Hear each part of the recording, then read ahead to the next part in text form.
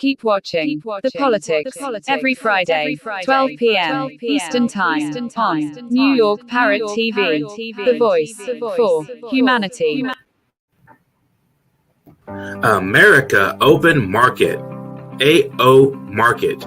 The best digital market for humanity is a free, multilingual, borderless market open to international sellers with various languages included. With America Open Market, you may start selling in minutes after filling out the form. Comprehensive dashboard where you understand your sales, orders, and customers is available. You get paid directly, securely, and instantly on the America Open Market. You can sell your house, car, electronic laptop, CD player, boombox, phone, headphones, furniture, and clothing, and anything on AmericaOpenMarket.com where all your sales and customer needs are met. Register as a merchant today. You will not regret becoming a vendor at America Open Market. For further inquiries, contact us at aomarket@gmail.com. AO Market, best digital marketplace for humanity. Welcome to the Foreign Policy Review brought to you by Parrot TV. I'm Dustin Pickering, your host. We have co-hosts CARLO, PARCELLI, and Billy Bob with us today. Today we're going to discuss Ukraine's victorious assumption, and we have Scott Ritter hopefully will be with us momentarily. We're waiting for him to be on the program, so we can just kick off a little discussion here to open the program with. So what are you guys' thoughts on the advance here of Ukraine? Go ahead, Billy Bob. It seems pretty embarrassing, for Russia to have Ukraine undo the past 6 months of the area that was taken over by Russia was a lot was taken back by Ukraine in just like 4 days. So the 6 months of progress, about 4 days, Ukraine took it back over. And of course, the media is making a real big deal about all that and turning it into, really a big win for Ukraine, and it's going to justify even more weapons and support for Ukraine from the Western countries. So, perfect. Scott Ritter to the program. Thank you for joining us. Mr. Ritter. I'm glad everybody isn't going to be just stuck with my analysis this morning. It was great. It would probably be better. Okay, not bad for a fresh start. So, do we have any questions for Scott today, or CARLO or Billy Bob? Do you guys want to say anything? Let me just thank Scott for showing up. I mean, he's a class act, and he said he'd be here, and here he is. Thank you, Scott. It's our privilege for sure to have you on. Again, I was just launching into my own ideas about what's going on in Ukraine, but everybody would much rather hear yours because you're the expert. So, this recent Ukrainian counteroffensive has been pretty successful in taking territory that Russia had taken 6 months to acquire. In just 4 days, they took a lot of it back. So you want to just give us the broader context and tell us your general thoughts and any cutting edge intel that you're aware of that viewers might be aware might want to be aware of. Well, I just got off the phone with Putin, and according it's the danger of doing remote analysis. You're a prisoner to your sources, but back in May, I did an interview with Garland Nixon. It was together with Ray McGovern. And at that time, I expressed my concern about the $53 billion that the United States was preparing to send to Ukraine in terms of military assistance and other assistance. I was concerned about the billions of other dollars that were being provided by NATO countries and European Union countries. And I was concerned about the strategic depth that NATO was providing Ukraine in terms of training facilities. When I say concerned, remember, I'm not taking sides in this fight. I'm simply saying that as an analyst, I had stated quite clearly that Russia was going to win this conflict. That was my professional assessment. And, when I made that assessment back in, February, March, we were dealing with hundreds of millions of dollars of U.S. and NATO assistance. But in May, when it suddenly became clear that this hundreds of millions was going to become tens of billions, that's a fundamental game changer. And I called it exactly that. I said, this is a game changer. And I was concerned that that meant that the analysis that I had made previously was no longer valid and that it had to be updated. And my update was that unless Russia reallocated resources, there was going to be a problem, that Russia would not be able to prevail in its stated objectives with simply 200,000 troops in the face of a concerted NATO effort to rebuild and reconstitute a Ukrainian force. And I've been saying that all summer long. The Russians are winning. They're grinding them down. They're inflicting massive casualties, but always in the background was that $53 billion. Well, that $53 billion came to play on September 1st when the Ukrainians initiated a massive counteroffensive in the southern Kherson region. The interesting thing about the southern offensive is that Ukraine had been telegraphing its intent to do this all summer long. Zelensky bragged about his 1 million man army. Various Ukrainian officials told the Russians, don't even think about having a referendum in Kherson because we're going to recapture it. We're going to push you back to Crimea. We're going to take Crimea. My point being that all of the emphasis had been placed by Ukraine on the Kherson offensive. No emphasis was placed on Kharkov in the north. And when the offensive started, it was in Kherson. It was a significant 30,000 troops launching a very broad-based attack. They suffered massive casualties.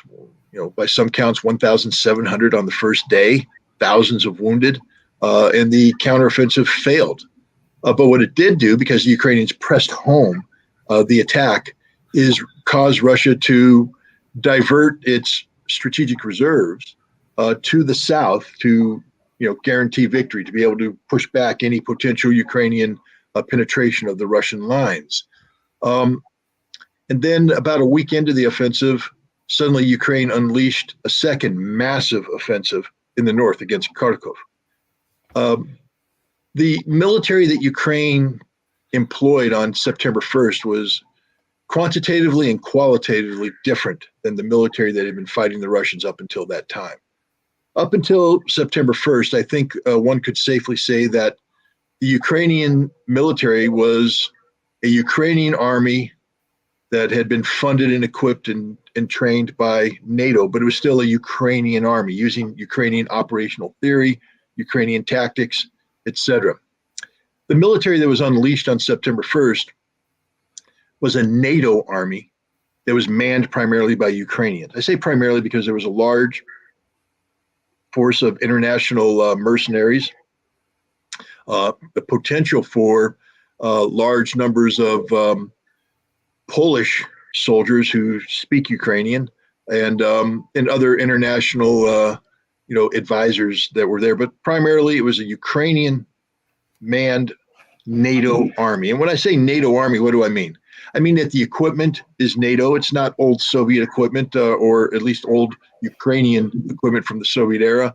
The organization was a NATO structure. The command and control was NATO. The intelligence being provided was NATO.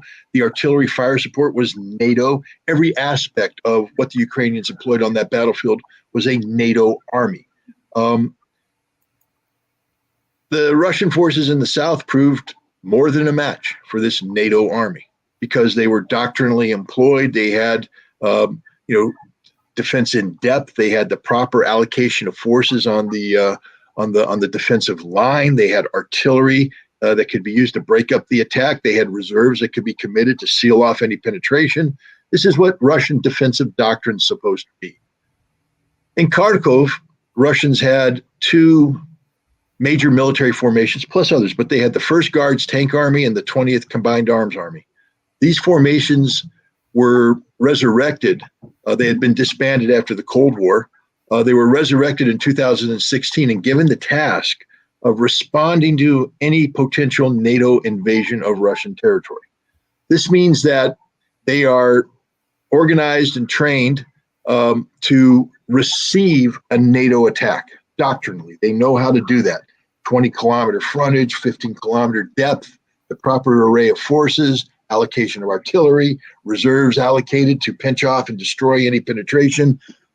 That's what they do. And then they're also trained to transition from the defense to the offense, the counterattack that will penetrate deep and envelop the attackers and destroy them. This is their bread and butter. This is what they're designed to do. They're designed to take on a NATO enemy. Why didn't it succeed? We don't know, because the Russians have been fairly reticent about talking about what happened in Kharkov. They're more than happy to talk about what happened in Kherson, but they're not too open about what went wrong in Kharkov, and something went fundamentally wrong. I think one of the main issues here is that a combination of things. One, Russia had just come off of 5 consecutive months of offensive operations. There's not a military in the world that can sustain offensive operations for 5 months. They need to have an operational pause. They need to rest, regroup, re-equip, refit. And strategically, the Russians were seeking to do that. They also were getting ready to assemble the forces necessary for an autumn offensive. There's a lot of talk about the Russians going on a large-scale attack in Ukraine to redefine the battlefield before General Muds comes in, when the rainy season comes in and everything grinds to a halt. And there's reason to believe that the Russians had removed significant numbers of forces from the 1st Guards Tank Army and the 20th Combined Arms Army, and taking them back to the Belgorod region in Russia to begin the reorganization, re-equipping, refitting, so they could be brought in and used in the autumn offensive.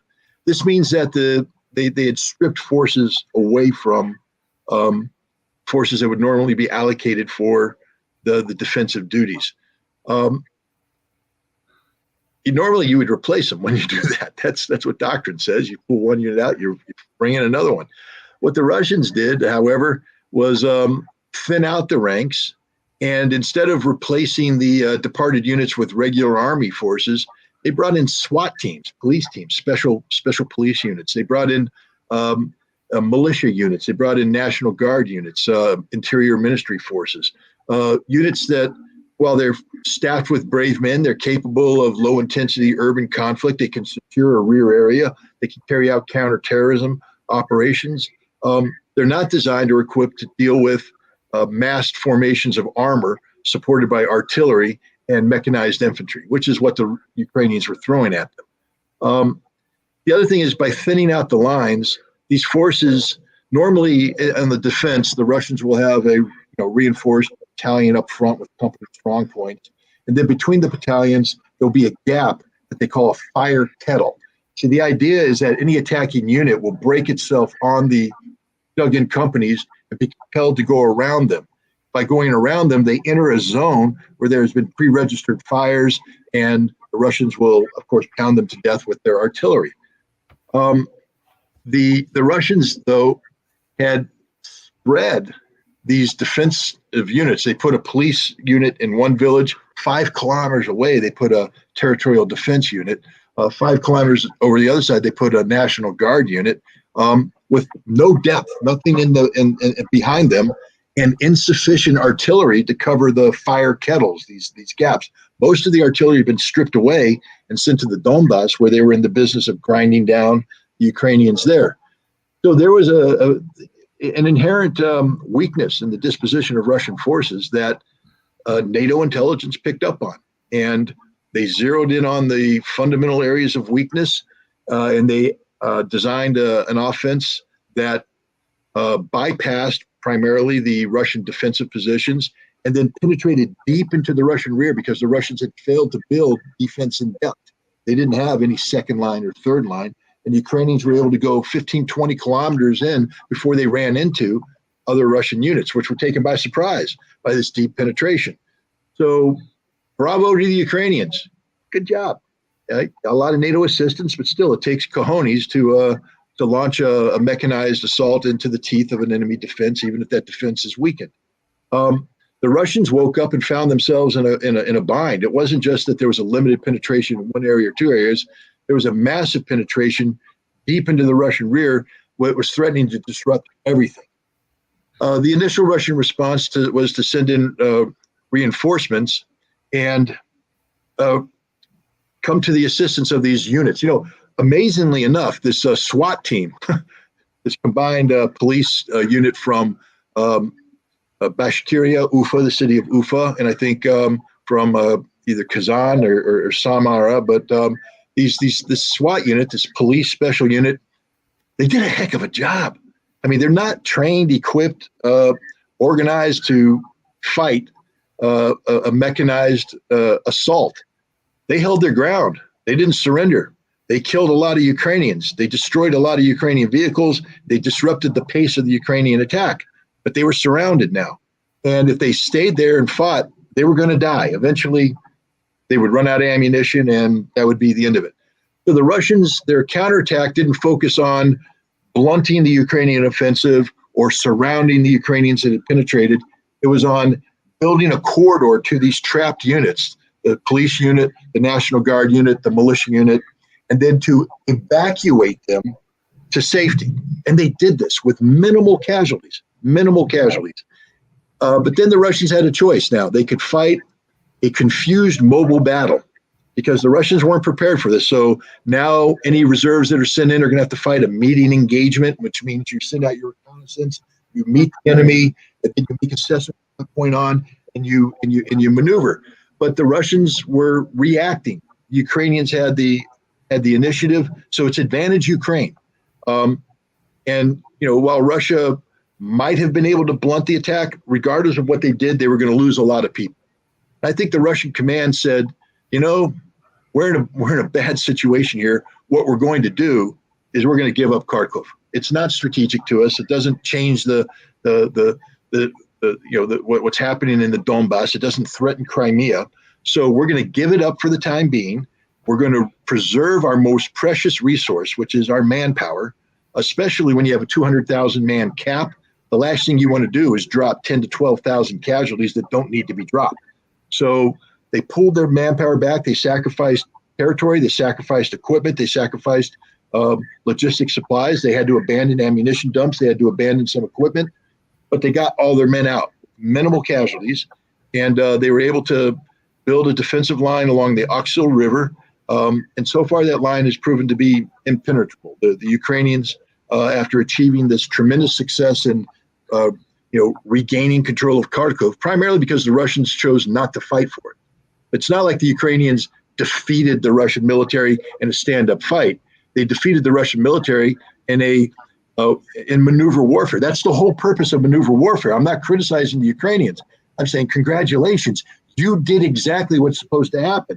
By maneuvering your forces effectively, you put the Russians in the horns of a dilemma where whatever they did was a bad option, and they had no choice but to maneuver out of that problem. So, hey, good job, Ukraine. I mean, good job, NATO. But it wasn't the strategic defeat that everybody thinks it was, because Russia preserved its manpower. It preserved its defensive line. In fact, in many ways, the Russians are in a better defensive position right now because they were able to, those frontages that were spread out by pulling back on the Oxil River, they were able to compress those frontages with a natural defensive barrier, which is the river.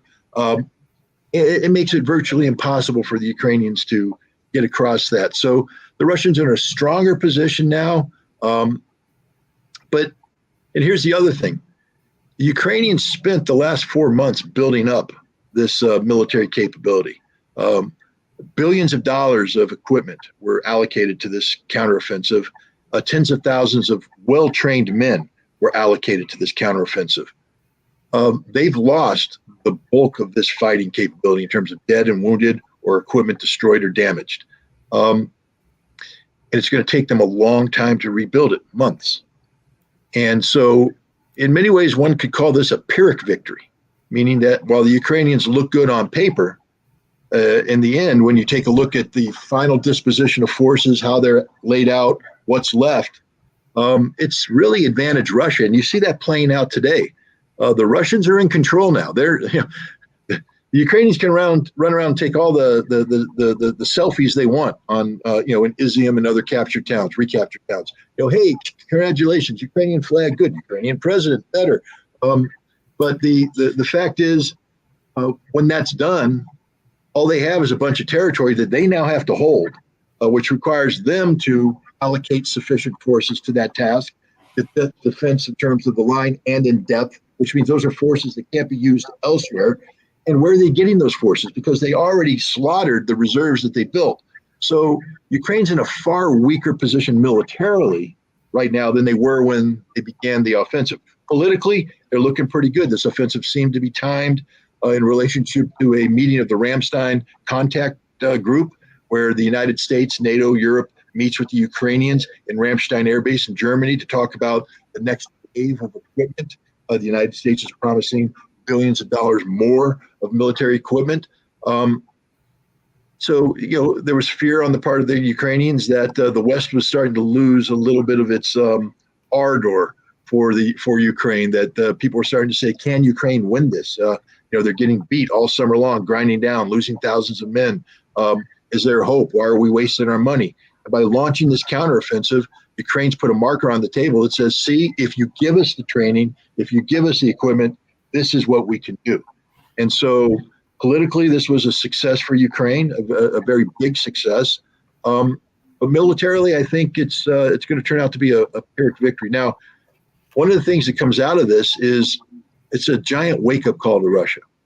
First of all, this was an intelligence failure. This was a huge problem for Russia, in that along the lines, I liken it to the intelligence failure that was faced by Israel in 1973 during the Yom Kippur War, when everybody knew that Egypt was preparing to launch an offensive across the Sinai, across the Suez Canal into the Sinai, and yet Israel said, no, they're not really capable of that. We know what they're talking about. They're equipping all, but the Egyptians, no, they can't do it.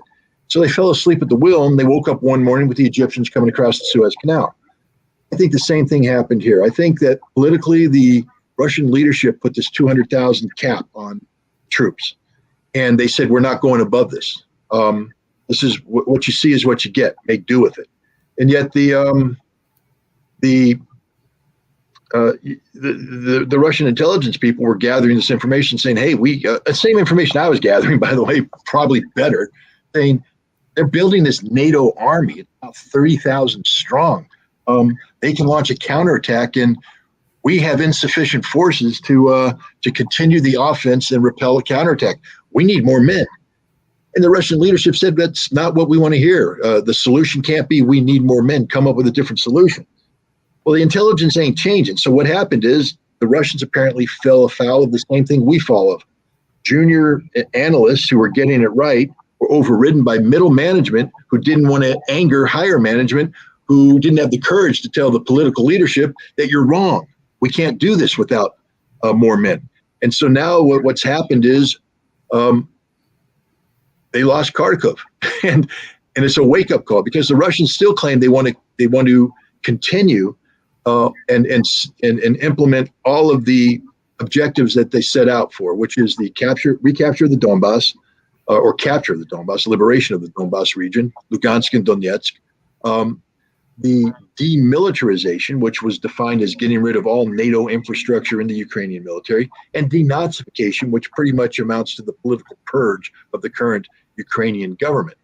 I think with 200,000 men, Russia will be able to retake Donbass. They're doing that successfully right now, and they will continue to do that, and the Ukrainians can't stop them. Well, now we come to demilitarization.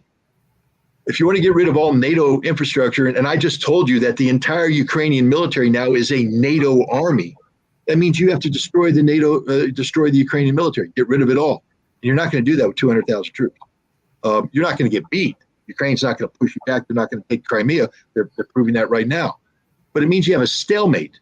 And this is one of those situations where Russia can't afford a stalemate. a stalemate, even though it doesn't mean Russia lost, it means Ukraine won because Ukraine wins by not losing. So in order to prevent this stalemate, Russia is going to have to allocate additional resources. This is a wake-up call for their leadership. Two, the same thing with denazification. This requires regime change. This requires getting the Zelensky government out, replacing it with something new. It requires purging Ukraine of these political parties. It requires some way to neutralize the hundreds of thousands of people who are supporters of Stepan Bandera. You have to delegitimize the Bandera movement, and you have to neutralize these people. I'll leave it up to Russia to define what neutralizing means.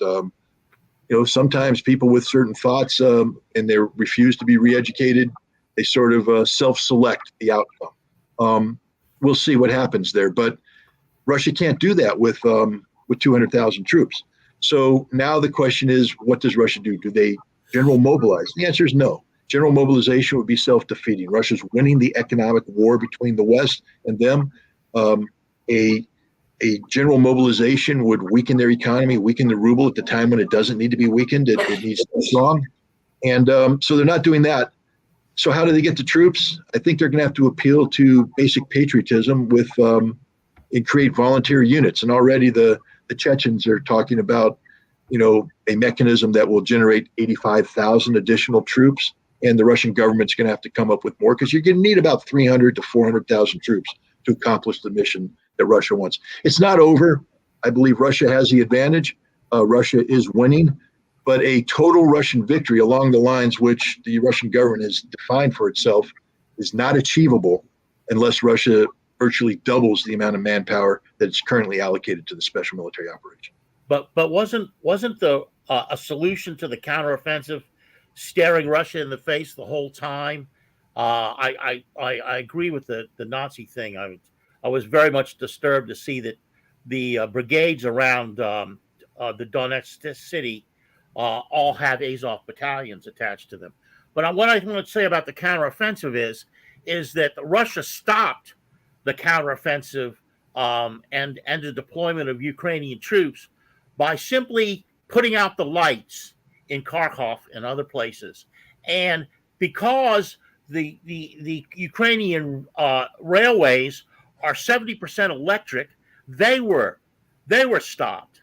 And they also, the Russians also did something that they haven't been doing enough of, and that is they bombed the railway tracks so that the Ukrainians could not redeploy to some of these areas that they needed to, and that was essentially very important in halting the counteroffensive. I understand that they wanted to send more troops to Liman, and they couldn't, and the Russians have stopped them, as far as we know, in Liman. So why the Russians just if I were doing it, and I'm no expert, I would go the moment the mayor of Kharkiv said, "Look, the lights are back on," I would have sent another couple of cruise missiles in there and put them right out again. And every time they turned them on, I'd put them right out, turn it on, put it right out, do the same thing to the rail lines, which you would do effectively because you're already talking not diesel, but you're talking electric power. And I think if that had been done sooner or on a regular basis, this whole counteroffensive would have flopped. What do you think about that, Scott? But maybe you want to hold off on a response to that. We have to take a hard break right about now, if that's okay, and we can get your response to that question after the break. I want to encourage our viewers to subscribe to the channel, Parrot TV, and we'll take a brief break. We'll be right back with more analysis. America Open Market, AO Market, the best digital market for humanity, is a free multilingual borderless market open to international sellers with various languages included. With America Open Market, you may start selling in minutes after filling out the form. Comprehensive dashboard where you understand your sales, orders, and customers is available. You get paid directly, securely, and instantly on the America Open Market.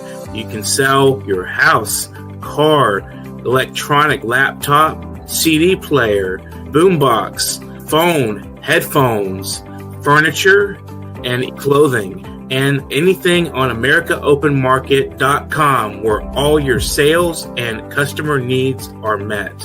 Register as a merchant today. You will not regret becoming a vendor at America Open Market.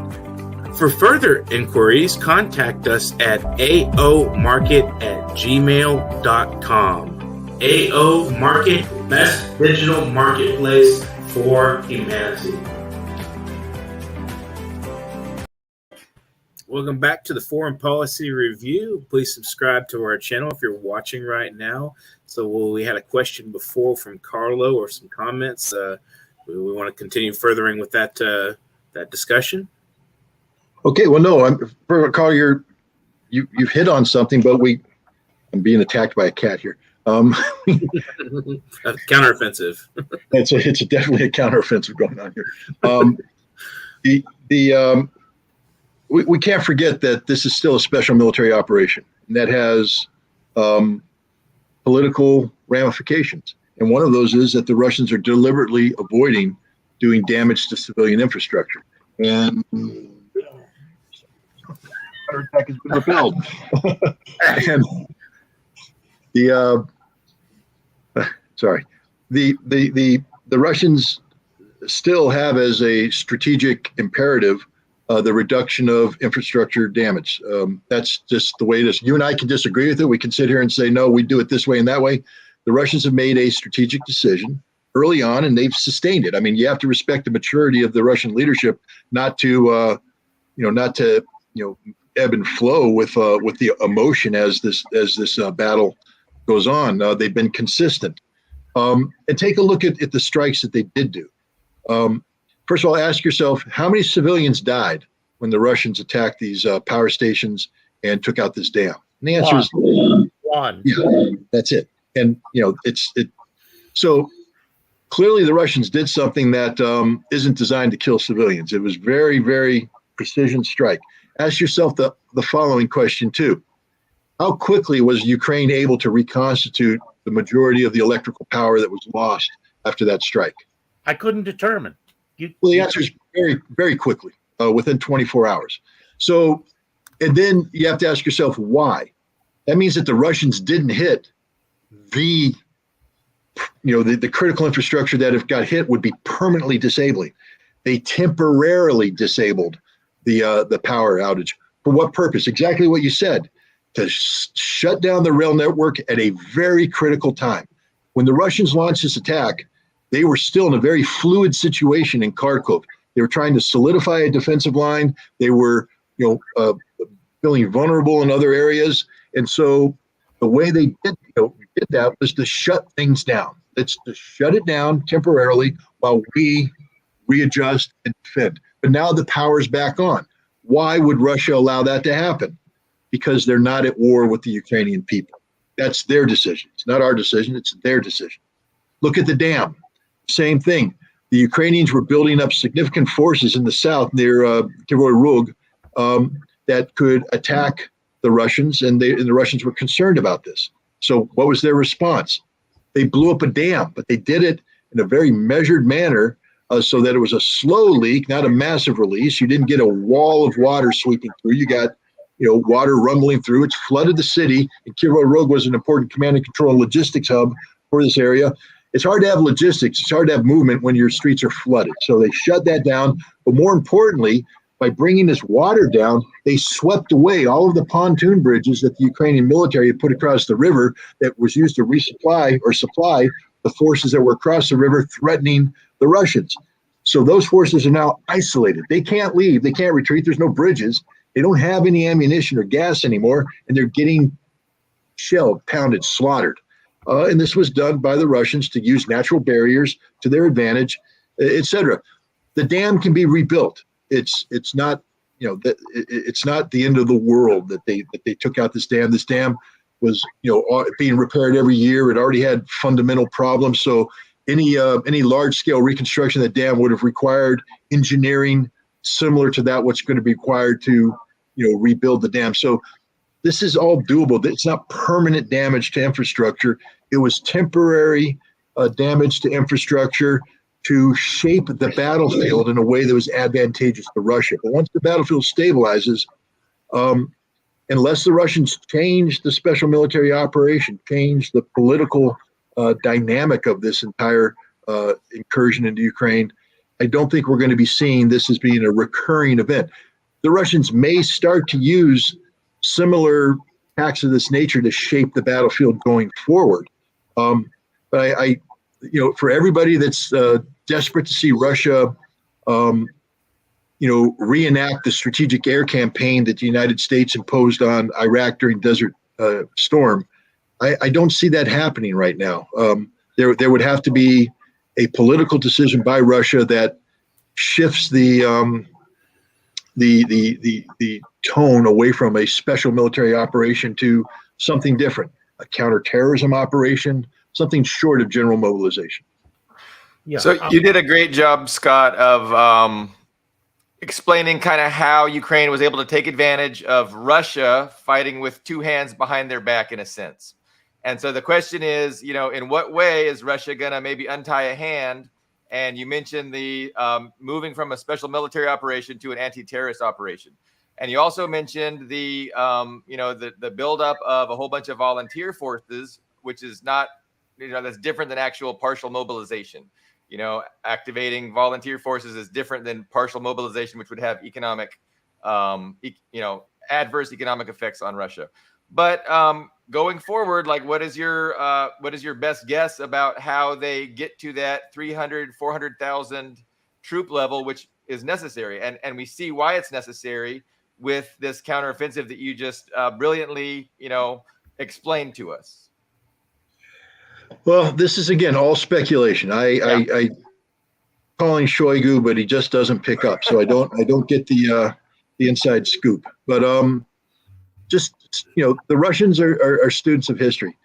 I believe that the Russians wanted to carry out a large-scale but limited scope offensive in the autumn to shape the battlefield everywhere to their advantage prior to General Mud coming in. Because once it starts to rain, and it rains a lot down there, and that soil turns into this deep molasses-type mud, things tend to come to a stop, a halt. And so I think Russia wanted to do that before General Mud came, so that they would be in a position when General Winter arrives to either go on a winter offensive, which is always risky, always tough, even though the Russians are used to cold weather, but cold weather is cold weather. I mean, just because you're used to it doesn't make it any less cold. It's still, you get frostbite, you get exposure, everything's more difficult in the cold. It doesn't make war easier. It makes movement easier than would be with General Mud, but it's the wintertime. It's tough fighting. And Russia has shown a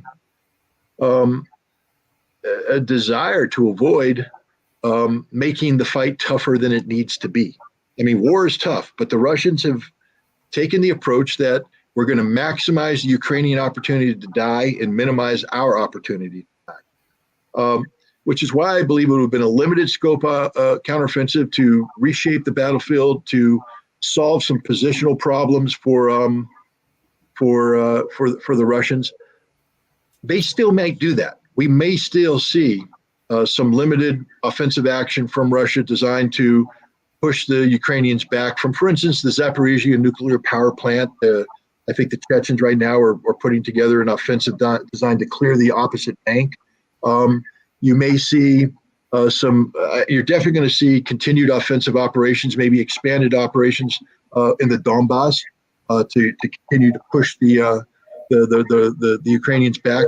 While we talk about the Ukrainian offensive in Kherson and Kharkov, what we weren't talking about was the continued Russian offensive in Bakhmut, where the Wagner, PMC, they call it, even though it's not a PMC, the Wagner group was continuing its very successful operation against some of the most dug-in forces in modern history. I mean, what the Ukrainians have built in that area is just mind-boggling. When you take a look at the videos produced by Wagner of the territory they've captured, the Ukrainians went underground And that's hard to dig out, and yet Wagner's doing that. But none of that generates the forces necessary to win this battle. Something has to happen. And so I don't think Russia's going to do anything that makes their manpower situation worse. And what I mean by that is to carry out the kind of offensive operations that gains territory but loses men. Territory, they don't need territory right now. They need to shape the battlefield to reduce Ukrainian advantages where they currently exist, reduce Russian risks, but they don't need to do a Ukraine on them. They don't need to have selfies in Izium anymore. That's not the Russian style. So I think they're going to look for some sort of stability this fall. And in the winter, I don't see a big winter offensive at all. I don't see the Russians pulling the trigger prematurely. I think what I see them doing is expanding the scope and scale of their long-distance attacks to prevent the Ukrainians the opportunity of using this pause that's going to come with mud and winter to build their own militaries back up. They're going to try and degrade things, get better at targeting. Maybe they'll turn the power out again. But remember, they don't want to make the people suffer. They just want to prevent the military and the government from, the Ukrainian military and government from getting an advantageous position. And they're going to build these volunteer units. I think you're going to see a replication of these Chechen special operations training facilities in other parts of Russia, that the Chechen model will be replicated because it's a successful model. They produce high quality volunteer forces. And I think you'll see them coming up in southern Russia. You may see one come up in Crimea. But something that's capable of pumping out a couple thousand troops every couple months. And they're going to do that all winter long. Funds will be allocated for these special volunteer units. And I think you're going to see, the Chechens are talking about that they have a plan to get 85,000. So that's pretty cool. It's not just 85,000 Chechens. They have a plan to get 85,000 volunteers from all of the Russian Federation. The Russian government needs to come up with its own plan. Already you see Wagner, talking about increasing the size of their assault formations. There was a video out there that had the head of Wagner going to a prison and promising pardons to people if they would volunteer for these assault units. Everybody goes, "Oh my God, that's a sign of Russian desperation." If you listen to his speech, you'll understand that they've been doing this all along, that this isn't some sort of panic. Oh my God, we got to go recruit prisoners to do this. The Wagner model is, hey, we need assault units. Assault units are full of tough SOBs. And Russian prison is full of tough SOBs, hard men who live a hard life because they've done horrible crimes. We're going to give them an opportunity to reform themselves through fire and steel. And they've already recruited. He talked about one unit of 40 former convicts that participated in an assault operation where 10 of them were, or 7 were killed, 10 were wounded. That's nearly 50% casualties.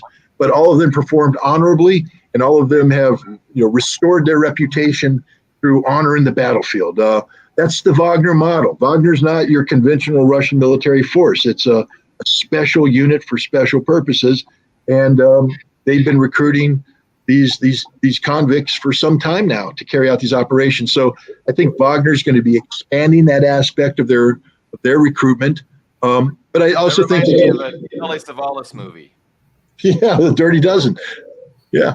This is the dirty 12,000 perhaps. But Scott, I think.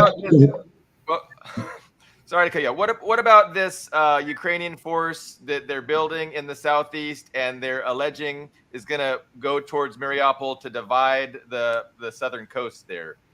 Is that something to take seriously? Or if you would prefer to talk about whatever I just cut you off about, you can go ahead and do that too. No, I was rambling. So it was good that you cut me off. And quickly too, Azerbaijan, Armenia. We wanted to hear your thoughts on that.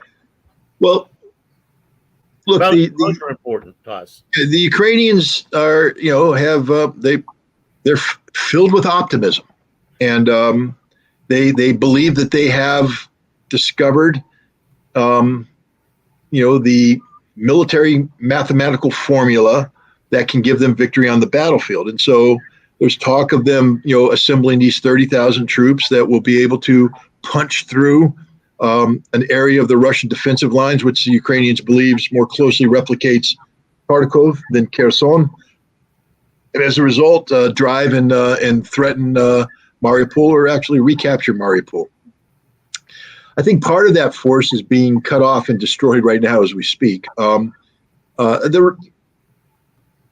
Kharkov's not going to be repeated. The Ukrainians aren't going to get anywhere close to Mariupol. They're all going to die on the front line. They don't have a new mathematical formula. They can't reverse this reality. And this is the sad but true statement. Thousands of Ukrainians are going to lose their lives in pursuit of another photo op. There's no reason to do this right now. The best thing the Ukrainians could do is preserve the forces that survived this counteroffensive, turn them into a fire brigade type unit that's capable of launching a very violent but limited counterattack to any Russian offensive operation that succeeds in penetrating the Ukrainian defenses. The Ukrainians should not be seeking strategic victory because they can't win a strategic victory.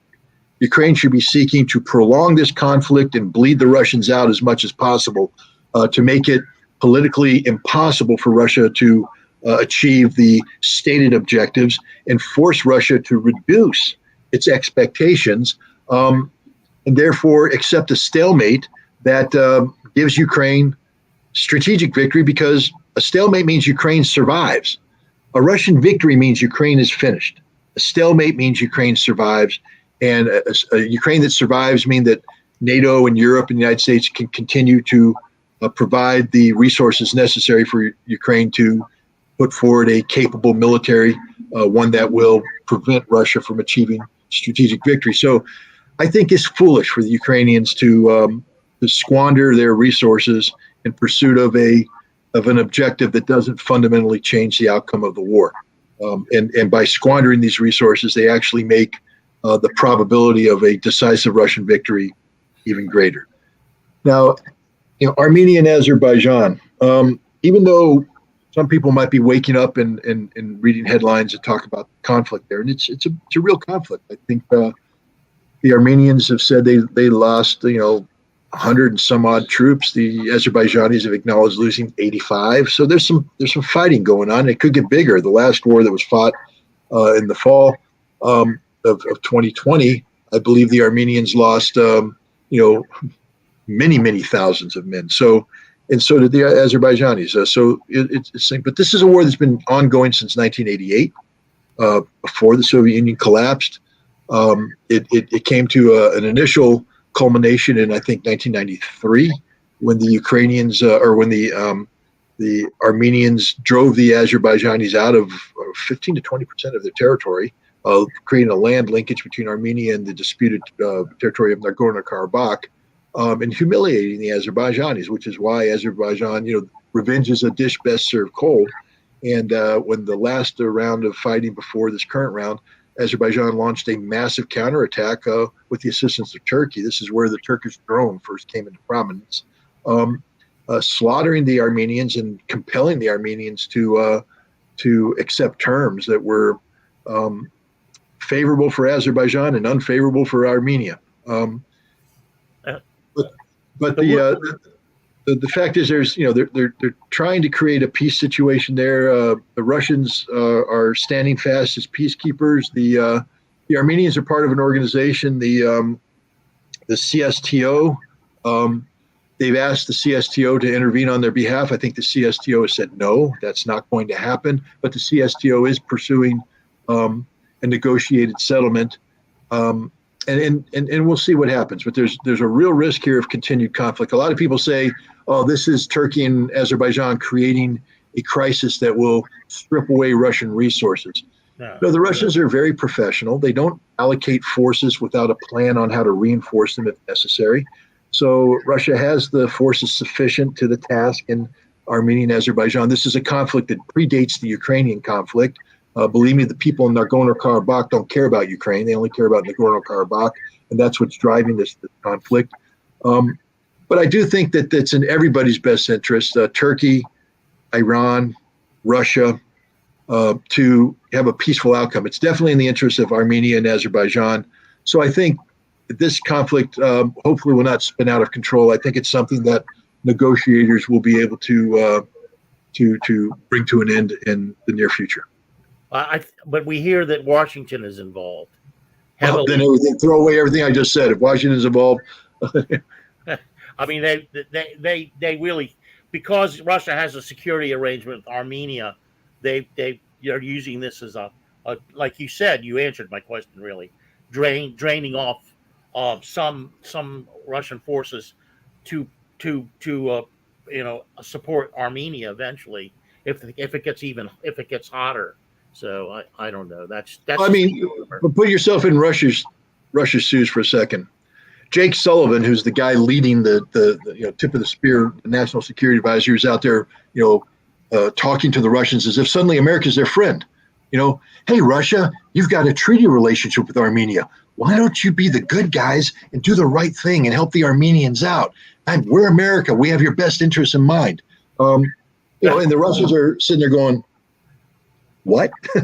Hey, Jake, shut up, because no one's listening to you. This is the problem when America divorces itself from A, reality, and B, diplomacy. Because when it's time for American diplomacy to kick in, when you actually need to pick up the phone, dial the number, and have somebody on the other end pick it up and be willing to listen to you, and this is one of those times, no one's going to pick up the phone.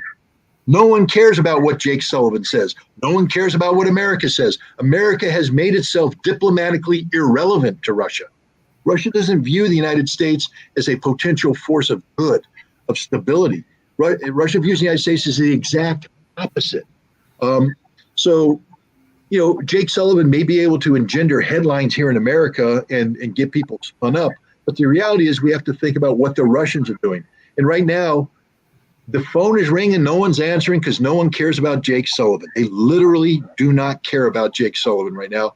Russia has its own way of dealing with this problem. Russia will do what's necessary for Russia to do. And I think it's going to succeed. I think Russia's doing the right thing. It's avoiding an escalation of the conflict by militarizing it with the CSTO. Because this is a conflict that has roots that go back prior to the CSTO's foundation.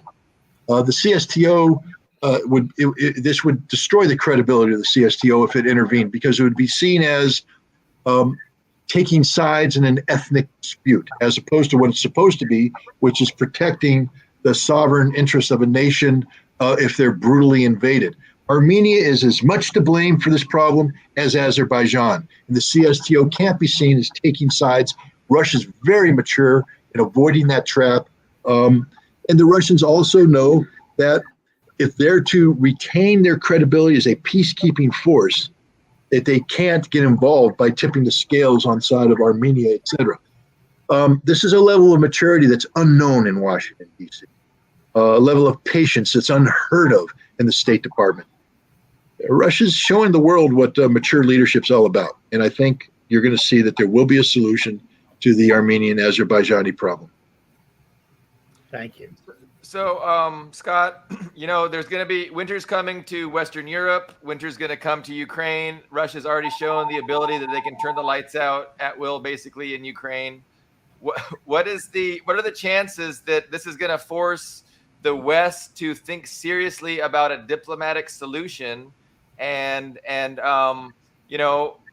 coming to some understanding with Russia that involves, taking back the sanctions and moving forward with peace? Like, is that even a possibility this winter, or is it going to have to get worse? Or is that up to really the people of Western Europe themselves to decide? Well, I mean, ultimately, the decision, if this thing deteriorates, it's going to be up to the people to decide.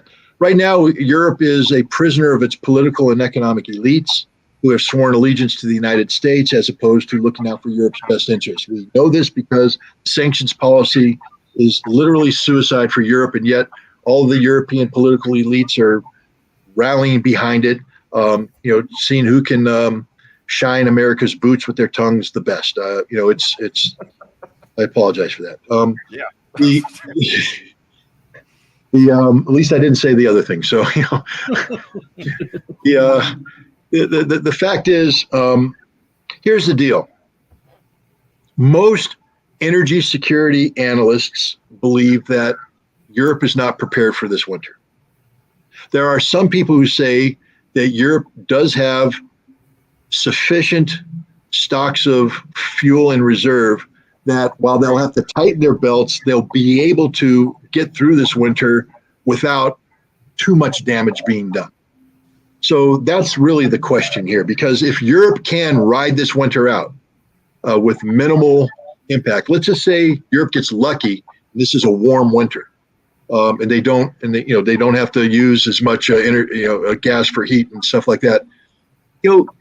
Then that creates a certain political dynamic come springtime, because that means that, as things start to warm up, the political elite will, again, their passions will be revived, and we'll just be repeating the cycle that we just saw. The other option is that there isn't sufficient fuel, and that Europe, and it's a cold winter, and that Europe is going to be hit with unprecedented hardship. And here, political elites won't survive the winter. I believe one of two things are going to happen to them. One, the democratic process will engage, and there will be recall elections, the dissolution of ruling coalitions, the empowerment of new politicians who will have the interests of the people ahead of the interests of the United States, and be willing to enter into the kind of negotiations that Russia always wanted to engage in about the redefinition of a European security framework. Two, which I'm thinking is very likely in certain nations, especially Germany. I'm very, very concerned about the future of Germany, because I see, first of all, a country that functions marginally in terms of consumer wealth and consumer, standard of living, and then they suffer. The gap is this much. But when you're living up here like the Germans are, and then suddenly the gap goes down to here, that's a huge gap. And with huge gaps come huge problems. I'm fearful, and the Germans have talked about this. There might be the necessity for martial law. They need to bring the police in the streets, the army in the streets. That was tried once. I thought the former imperial Russian government tried that in 1905, and then again in 1917. And what happens when you have a desperate population protesting, and the army comes out? The army, more often than not, flips and sides with the desperate protesters, and then you have a revolution. And I really do believe that Germany is very vulnerable to a revolutionary change. And if Germany goes revolutionary, it's all over for Europe. Say goodbye to the European Union, say goodbye to NATO, say goodbye to everything. So thank you, Joe Biden, for creating the potential for absolute chaos and anarchy in Europe this winter. Now, again, that's predicated on a lot of assumptions that I can't control. I can't control the weather. I don't know exactly what the energy situation is for Germany, but I do know that when you take a people that are accustomed to comfort and you shut down their factories, shut down their employment, when you raise the price of food so much that they have the choice between food, heat, or health, and then they're going to start to freeze. An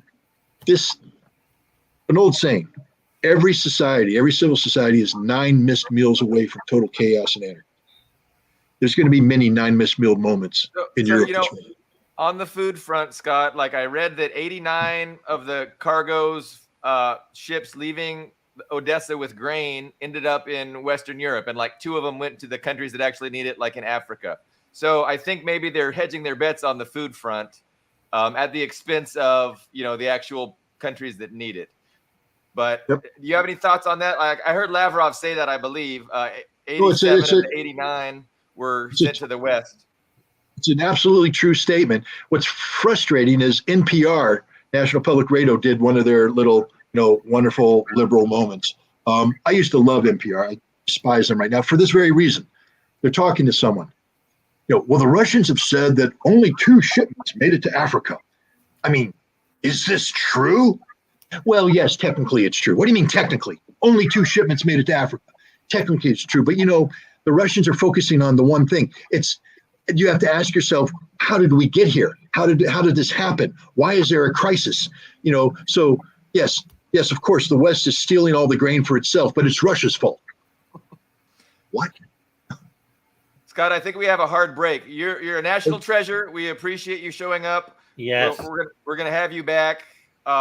Great job. Appreciate it so much. Okay, well, thanks for having me. Thank you very much, Scott, for being on the program. And thanks to our viewers today. If you're still watching, subscribe to our channel, Foreign Policy Review, Parrot TV, and be back next week, next Thursday at the same time, 11 Central Standard Time, and we'll see you guys then. Thanks again for watching the program today. Are you curious about financial literacy? Then take a look at Professor Anthony Rivecchio's new program on Parrot TV. It's called Financial Focus University. This is an excellent program to learn about questions related to your own finances post-COVID, and how you can manage your money, how you can work with your tax situation. And this is an excellent and informative discussion of financial literacy. With Professor Anthony Rivecchio, your financial problems will be solved at Parrot TV with Financial Focus University.